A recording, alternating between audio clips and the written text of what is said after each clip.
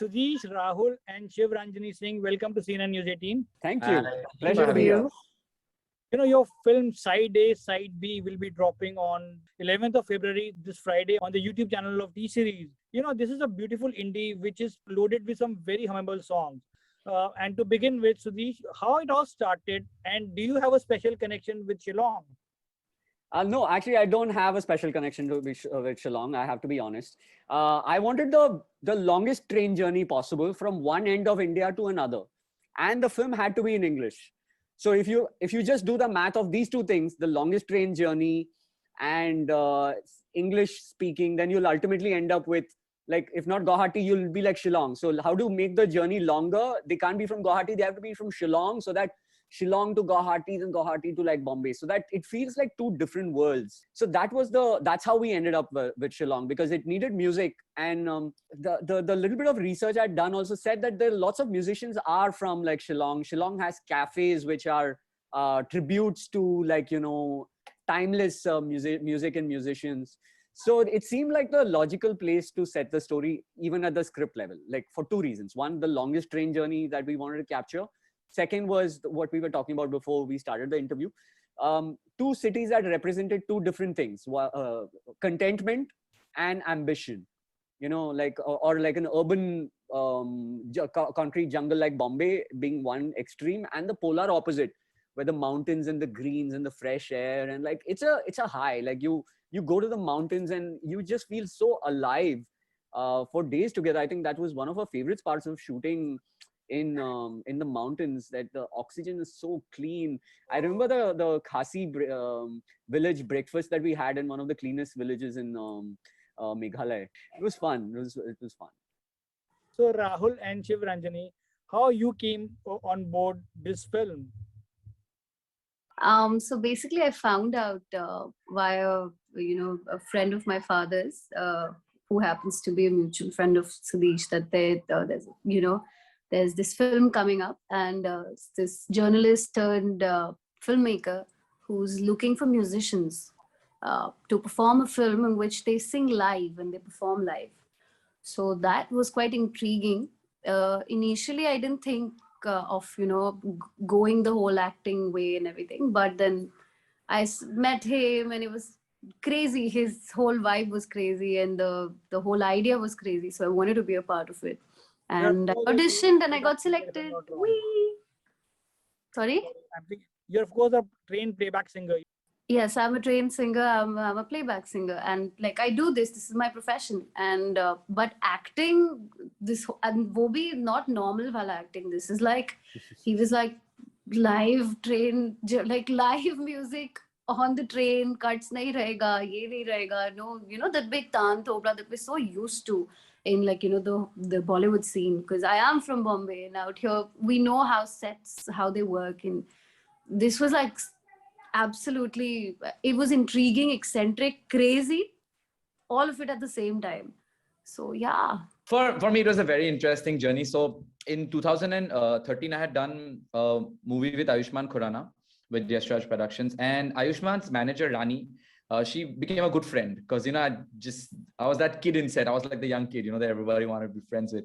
So Rani and again Sudhish happened to be good friends. So she one day called me and she's like, listen, get onto this call that the director has put out on Twitter. And I was sleeping when she called, so I missed the first 3-4 phone calls. So I was this close to losing the film, and then I wake up and then I go through Twitter, I see some 70 tweets out there. So I'm like, no, I'm gonna, still try. And Swedish is really good that way. Like, he goes through everything. He's very mechanical that way. So he read my audition thing response, and then he said, all right, fine, let's give him a shot. So I give it a shot, and it had to do with playing the guitar and singing and acting. And I know there aren't too many people who can do that. I was pretty confident about that. Probably last time I saw some actor learn to play the guitar was Arjun Rampal for Rock On. And despite that, on screen, he was playing the wrong notes. So I was like, at least main to itna sort out kar hi lunga. Like, I will get it right, So I auditioned, and yeah, actually, I was confident about this one that I was going to get it. So to the three of you, acting is actually reacting. You're always reacting to your co-star. In this case, it was just two of you and a cat on a train on this big journey. So how much time it took to become so natural like you are in the movie? And Sudhish, which was that scene which took maximum retake? I think it happened because Rahul came down from Guwahati for rehearsals, and they rehearsed. They rehearsed. They were also watching movies I made them watch. There were movies I recommended they had to watch. I said, watch Begin Again, watch Inside Llewyn Davis, watch Say Anything. And I'd also told them to go out and like get to know each other, because if the chemistry doesn't work, the film's not going to work. So they were all in. They really worked very hard in figuring a way to bond, and it was easy for them because they were musicians and both of them loved each other's music and style, and like, you know, so I'm pretty sure like when they started off, they definitely pretty sure they had like some crush on each other because of the music influences alone. So from there it was very easy to build that. It was quite easy to build from that. And once they actually committed to learning the dialogue, I think they were pretty flawless, because they're good musicians. We know they're good musicians, but a movie is a different skill set. It needs you to know it line by line, nuance by nuance. There's body language. There's not just text. There's subtext. There's so much going on, and that too in a film like this, which are like long takes and all that. So we did do a video rehearsal before we left on the last day, and I think all I had to do was just send them the video of what it could be like, and that for them seemed like this would be the worst possible thing if it came out. So they actually pulled up their socks and committed to learning the lines and getting it right. I remember we were in the car, and I'm hearing them rehearse. I'm thinking they're reading from the script. Then I turned around and I see there's no script. They're just saying the lines to each other, because they freaked themselves out to get to that level where they knew the film in and out without the script. Because that's also one of the standing instructions I'd given them was, when I say do movie, you do movie. Till I say cut, you don't break character, like the Tropic Thunder line, you know, do movie. And and that actually helped, because one of the takes which she was nervous about, I didn't call cut. And because I didn't call cut, from the medley that you saw of them singing all those the crazy parody songs, it goes into Don't Clip My Wings without a cut. What was the most difficult thing when you were shooting this film on a moving train? For me personally, the guitar thing, of course, because I didn't play the guitar. Like, it's not muscle memory for me. So, and I knew I'm next to Rahul Rajkhowa, who is like, he's a very skilled musician. Okay, he knows his instrument in and out, which is awesome. Okay, but like, I was in it 3 months, and it was scary, because if I mess that up, the whole scene before that is also messed up. So, wo pura, you know, the entire sequence will have to be done again. So that was something I was quite scared about. Also about even the normal performances in the movie. It's like, because you need to know the other person's lines too, because you need to be invested in the scene completely. Because like you said, acting is reacting, especially when there's only like 2 people in a cat. So it's just us bouncing off each other. So I can't be like, and there's no cut, ki acha mera line kab hai, there's nothing. You have to be invested all the time, hear him, and then respond. You know, so it was, yeah, that was difficult. All right, that's not the everyday thing that you do. I'm sure, even as professional actors, I don't think this is something I've seen happen before. Like, for me, you know, I'll be honest, Vishal, I was just having the time of my life, you know. In there I was just really enjoying myself, because, you know, I've always grown up watching shooting happening at home. My father's also a filmmaker, and my mom's his first AD, and she's a scriptwriter.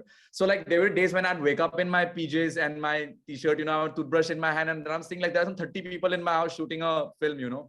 So I've always grown up with that. And like, growing up, you know, the idea of being the actor, and then the camera is pointing at you, 30 people's focus and attention is on you, that really fascinated me. So on that train, I was having the time of my life. I would say the only thing that I wouldn't say anything was difficult, because I was really enjoying the process. And, you know, like, I love working under pressure. That's my thing.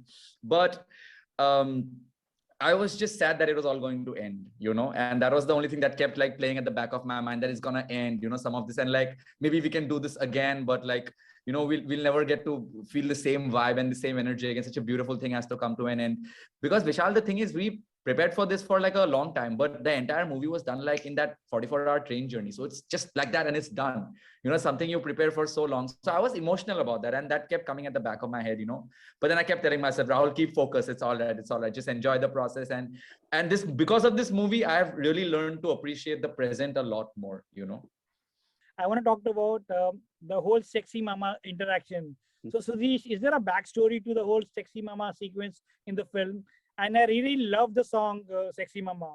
Were even the guys who were behind the camera also cracking up while when they were shooting that sequence? Yeah, it was a funny bit, and we had watched them perform it quite a few times because of the rehearsals and all that. But the idea was, you remember the cookie experiment? Like, you go to a Chinese restaurant, they give you this thing where you open, and then you're supposed to read that, but you add in bed. Like, whatever the fortune cookie, you read like, your day will be great tomorrow in bed, or you add the words in bed to it to make it funnier, because just what's in the fortune cookie is not funny enough. So people, to make it more interesting, just add in bed to see when you add in bed, what does it become? So the idea came from the fortune cookie idea, but I wanted to apply it to music. So, like, because musicians are bound to be jamming, like, especially if they're two musicians, and they are always thinking about new songs to write, or like if they get a tune, they do riff together. So I wanted, because they were musicians in the film, I wanted there to be a moment where the whole scene is playing out through a song after a fight, where they're trying to change the mood, because as you know, the song Sexy Mama happens immediately after the almost breakup in the film. We had to change the mood, and one of the early titles of the film was, I think, called Track Change. So obviously, I'm glad we didn't go with Track Change, but the point of that scene was to track change, to take it from the sad song, which is why he even begins with a Beatles song saying, take a sad song, make it better. So it is and that's the movie. We've taken a sad song, but we've tried to make it like a better than how sad it was, because all of us have been through this sad feeling of, like, first love, and so it's a sad song. When we think about first love, it's a sad song. But we have to take it and make it better. Like, that's life. So Sexy Mama just purely came from that need to take a sad moment where he's trying to convince this girl who's pissed off with him, and trying to make her laugh by just adding your sexy mama, because he knows that'll get on her nerves. I hope Shivi's mom has not taken any offense to any of the publicity. Yeah, I have told her to not see that song. So then please give us few lines of that song. Both of you, Shivi and Rahul. I think it's mostly like, I'll say a line and Rahul has to like add sexy mama. He has to put a spin on it. All of us will give 2 lines to Rahul. So Rahul, you start, like, just in the movie, you start playing, and then you say, give me some lines, and then she'll say whatever line comes to her. Quarantine. Hey, let me quarantine with your sexy mama. Achhe din. Achhe din with your sexy mama. Go Sudhish. Bure raat. Oh, bure raat with your sexy mama. Bada pav. Bada pav with your sexy mama. You're doing too many things with her mama now, right now, with the sexy mama. Eating what? A sexy mama is going to be like fatty mama after this.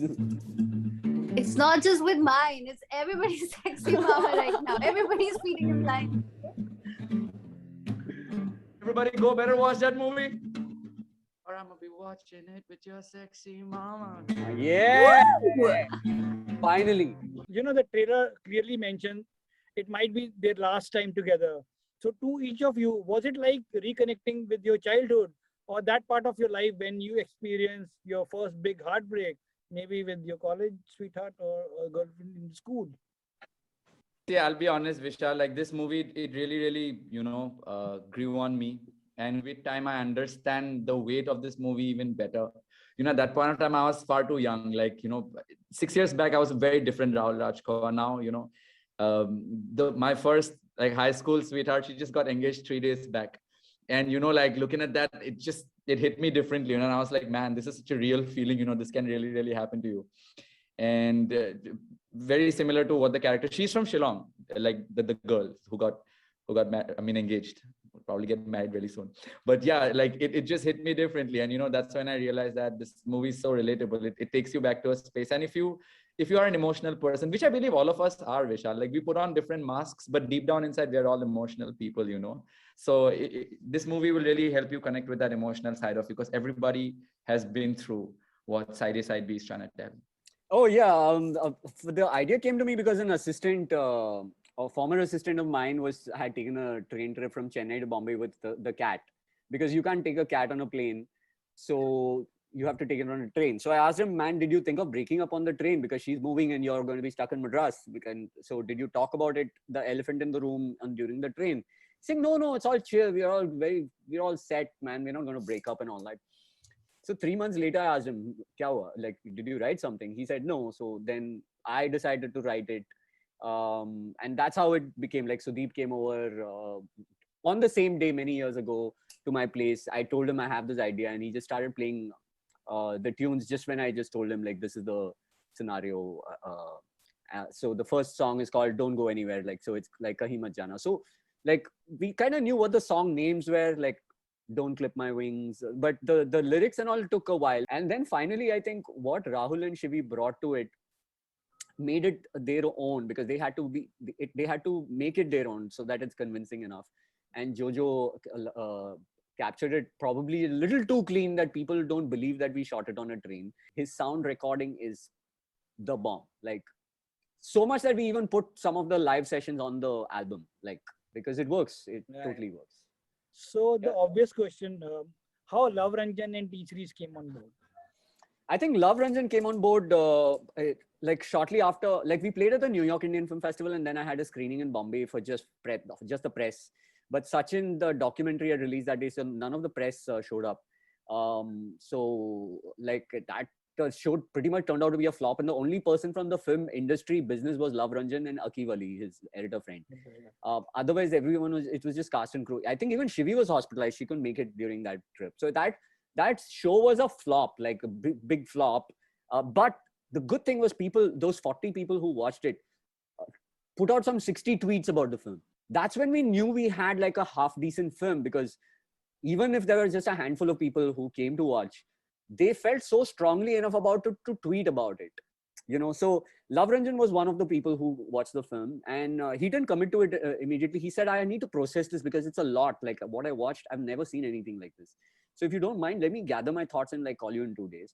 So 3 weeks I didn't hear from him. I called him back and I asked him what he thought. He's saying, man, I can't believe you did this. I've still been like it's been marinating in my head, because I don't watch too many indie films, and if I can relate to it, I think people who watch my films will be able to relate to it.